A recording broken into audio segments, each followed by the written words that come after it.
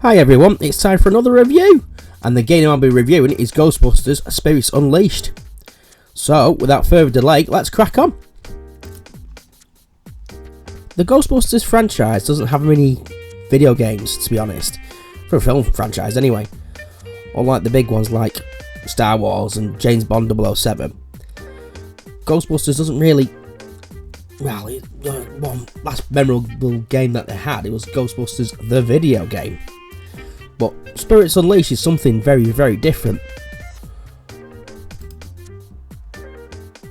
So the basic gist of this game is really an online multiplayer game with a little story behind it as you progress through. It's basically a hide and seek game, but in the Ghostbusters skin. Well, that's the long and short of it anyway. But there are other things that I should mention. I mean, the basics are you play as a Ghostbuster as a team of 4. You must search and destroy spectral rifts that the ghost can pass through, and basically you've got to capture the ghost that comes out of it, which is another person online who plays as a ghost, and you must do it within a time limit. But if you play as a ghost, you're practically on your own, but you got to scare as many civilians as possible in the given arena, shall we say. In some cases, what I've played through is like in a prison or a library or a hotel, and you got to scare every single civilian in order to be successful. I found it easier to play as the ghost sometimes, because I like flying, and you can fly away from them, which is quite fun. But as a ghost, you've got to do this without being captured by the Ghostbusters. As soon as they take out your rifts and stuff, that's it, you're snookered, and you've got to avoid being captured. That's the most important. Right, so let's look at the tools of this game. First, I'll start off as a Ghostbuster. So basically, you have your proton packs, your particle wand, and your trap, and your PKE meter. Now let's start with the proton pack and wand. They're like 2 are part of the same machine, and they help you tether the ghost. And once you've tethered that ghost, you've got to pull it towards a trap once your trap's deployed.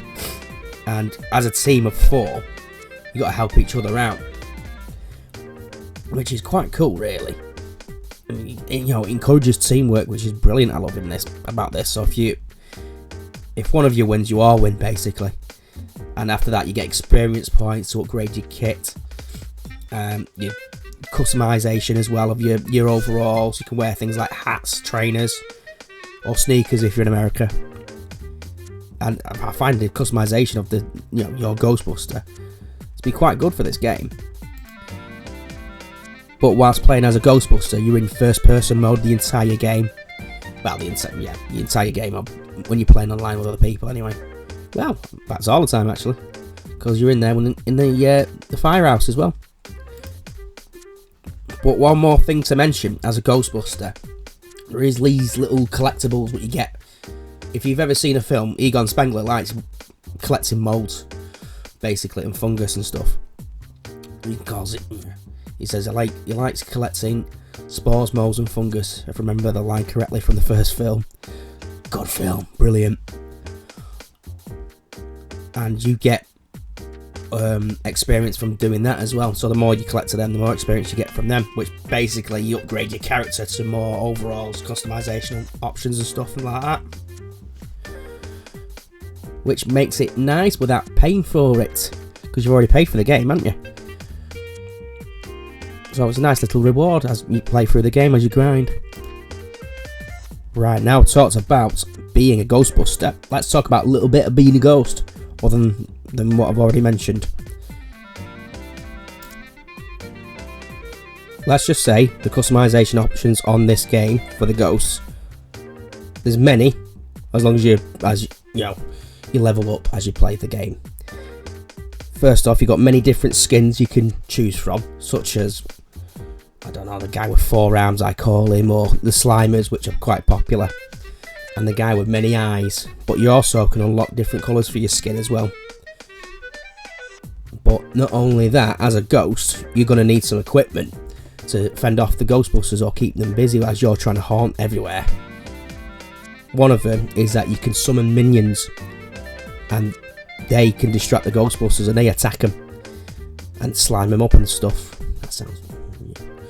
Anyway, so also, I'm stuttering now. You can also possess objects, which you could basically put yourself in an object and move around, and you move around stealthily throughout the arena, let's call it. And you can jump out at civilians and scare them and stuff. It's basically what you want to do if you was a ghost. You want to cause mischief, but you gotta, watch out for them Ghostbusters because they'll capture you. Like I say, it's a game of hide and seek. But truth be told, as a game, as an online only game, which you could play as a, well, you got like a story running parallel to that, so you got to level up through your online, and then level up through the story, should we say? And you unlock things as you do both things really. It's kind of neat. It is kind of neat. For a first attempt as an online exclusive Ghostbusters game, it's a pretty decent job. It's not perfect by no stretch of the imagination, but it's a nice first attempt. And if you're a Ghostbusters fan, I strongly recommend you pick this one up.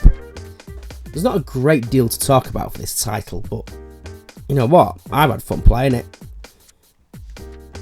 Alright, thank you very much for watching. Thank you very much. Bye-bye. Thank you very much for watching. Please like, share and subscribe, and I'll see you guys next time. Thank you very much. Bye-bye.